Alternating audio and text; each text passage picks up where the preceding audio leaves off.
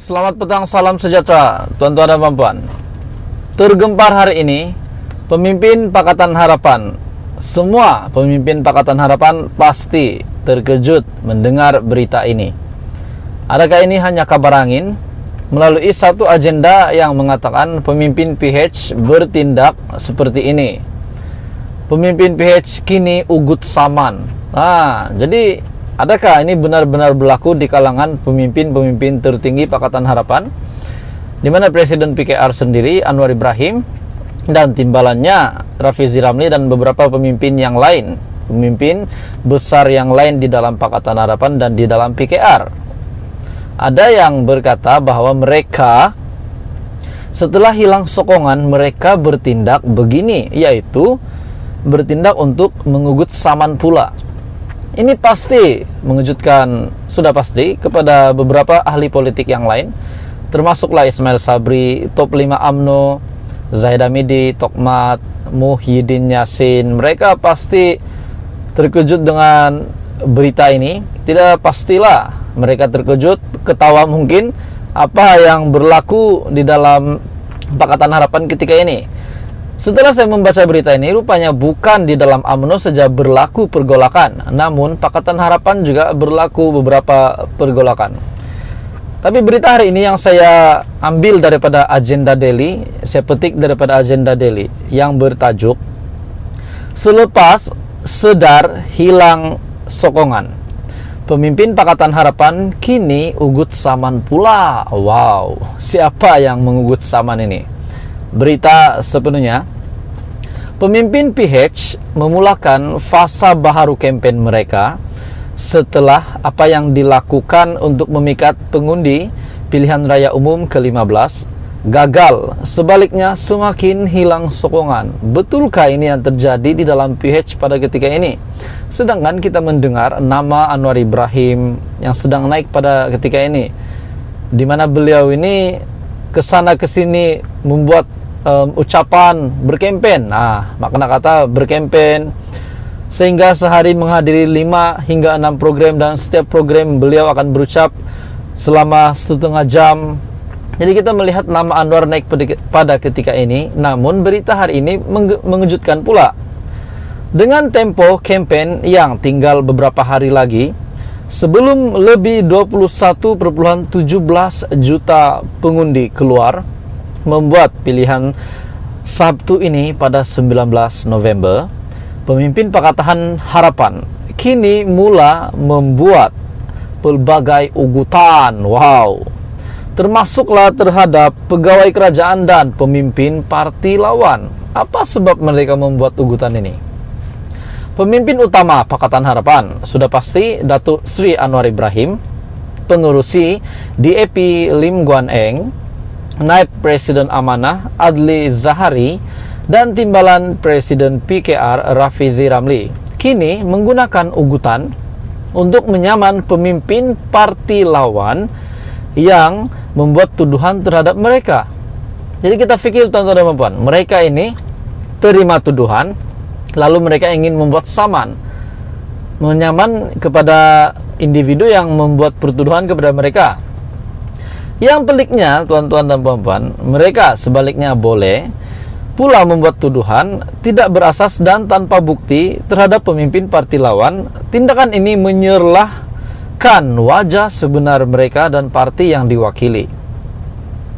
Contohnya, Anwar telah menghantar surat tuntutan undang-undang terhadap Menteri Besar Kedah yang juga pengarah pilihan raya PAS Pusat, Datuk Seri Muhammad Sanusi Muhammad Noor, kerana didakwa menyindirnya apabila bercakap mengenai isu akhlak dan moral Presiden PKR itu.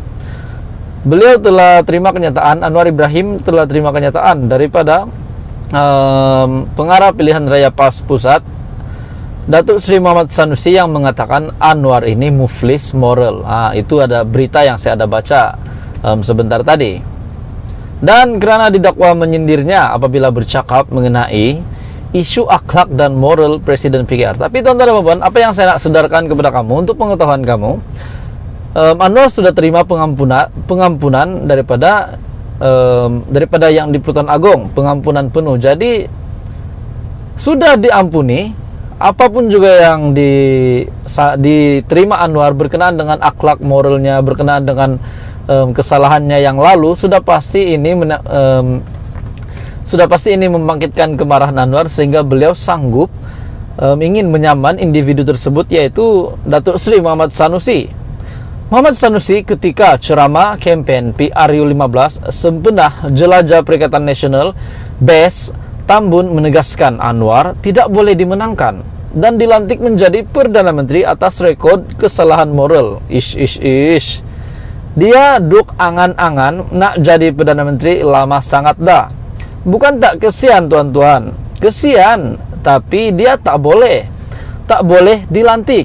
Nak banding Anwar dengan Tan Sri Muhyiddin, dua-dua ni kena pecat daripada UMNO. Tan Sri Muhyiddin Yassin dipecat oleh UMNO zaman Najib Razak kerana lawan kes 1MDB. Itu ramai yang sudah tahu.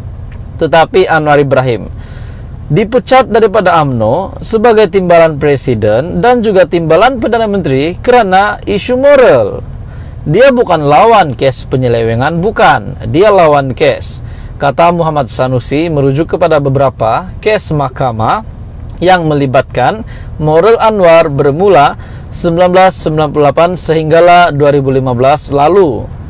Logiknya, apa yang dikatakan Muhammad Sanusi itu ialah rekod Anwar yang juga pengurus CPH kali pertama dipenjarakan selama 6 tahun pada 14 April 1999 setelah Mahkamah Tinggi Kuala Lumpur mendapati dia bersalah atas 4 tuduhan rasuah dan berhubung penyalahgunaan kuasa dengan campur tangan dalam dalam siasatan polis terhadap dakwaan salah laku seksualnya, dan ini sudah pasti ramai yang tahu. Tun Dr. Mahathir Mohamad yang menjadi Perdana Menteri ketika itu pada 2 September 1998 memecat Anwar daripada jawatan timbalan Perdana Menteri dan Menteri Kewangan. Sehari kemudian UMNO juga memecat Anwar daripada jawatan timbalan presiden dan ahli parti atas salah guna kuasa. Pada 2008, bekas pembantu Anwar Muhammad Saiful Bukhari Azlan yang berumur 23 membuat laporan polis mendakwa dia diliwat di sebuah kondominium di Damansara. Laporan itu dibuat 2 hari selepas kejadian itu berlaku. Pada 10 Februari 2015, Mahkamah Persekutuan mengekalkan hukuman penjara 5 tahun ke atas Anwar berkaitan kes liwat melibatkan Muhammad Saiful. Ini merupakan kes liwat kedua terhadap Anwar. Dalam kes pertama, dia didapati bersalah meliwat pemandu keluarganya Azizan Abu Bakar di Tivoli Villa Kuala Lumpur pada tahun 1994 dan dijatuhi hukuman penjara 9 tahun oleh Mahkamah Tinggi pada 8 Ogos 2000. Jadi tuan-tuan dan puan, ini pasti mengejutkan untuk pemimpin Pakatan Harapan hari ini. Guan Eng yang juga bekas Setiausaha Agung DAP berkata, dia memulakan tindakan undang-undang terhadap Datuk Seri Muhammad Azmin Ali kerana memfitnah berhubung kenyataan sabotaj agensi Bumi Putra Equity National Berhad ataupun EQNAS. Bukan setakat Anwar yang membuat saman, bahkan Guan Eng juga Setiausaha Agung DAP, dia yang memulakan tindakan undang-undang terhadap Datuk Seri Muhammad Azmin Ali kerana memfitnah. Jadi ini pasti mengejutkan tuan-tuan dan puan. Demikian juga tuduhan yang dibuat oleh Rafizi dan juga Adli terhadap pemimpin parti lawan yang tidak dikemukakan bukti kukuh. Sebaliknya, hanya mahu menimbulkan persepsi jahat bagi memikat sokongan pengundi. Demikianlah keadaan pemimpin Pakatan Harapan pada ketika ini. Ini semua menurut artikel ini daripada Agenda Daily. Jadi tuan-tuan dan puan, berita hari ini daripada Agenda Daily. Selepas sedar hilang sokongan pemimpin Pakatan Harapan, kini ugut saman pula. Jadi tuan-tuan dan puan, adakah anda setuju dengan kenyataan hari ini, berita hari ini? Adakah ini akan menjadikan penyokong-penyokong PH akan benar-benar menarik sokongan, tidak akan memangka lambang ataupun logo PH dan parti-parti komponen di dalam PH pada 19 November ini? Itu kita tidak tahu, sebab undi adalah rahasia. Apapun, pada PR15 ini kita berharap supaya siapapun yang menjadi kerajaan nanti, siapapun yang menjadi ketua kerajaan, menjadi Perdana Menteri, menjadi menteri-menteri, kita harap semuanya dapat menjalankan tugas dengan baik. Yang penting Malaysia makmur, sejahtera. Teruskan bersama di dalam channel ini untuk banyak lagi info yang menarik tentang politik di Malaysia.